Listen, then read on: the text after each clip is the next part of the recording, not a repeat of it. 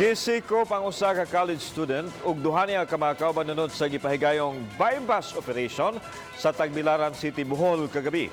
Suma sa Provincial Intelligence Branch sa Bohol, Provincial Police Office na Sikop ang leader sa grupo nga si Brian Sumampong, Estudyante. 21 anyos ug residente sa barangay Kabaknitan, lungsod sa Batuan, Bohol. Apil sa nasikop silang Felipe Lusterio Jr., 37 anyos nga taga barangay Luok, Panglao ug Edwin Bagi, 38 anyos nga taga barangay Katmunan, Kalapi. Matod sa kapulisan gikan sa Cordova, Cebu, si Sumampong og miabot sa Hitapi Pier pasado alas 2 sa hapon.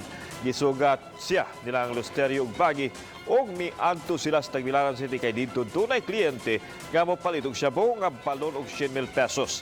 Apan wa sila masayod nga usa ka pulis ang posture buyer.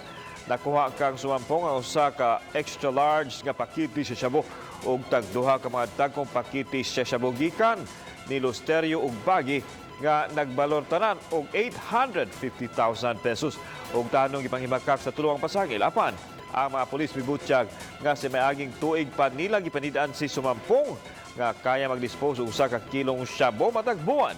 Mag-atubang og kaso ang mga suspek nunod sa paglapas sa dangerous drug stock.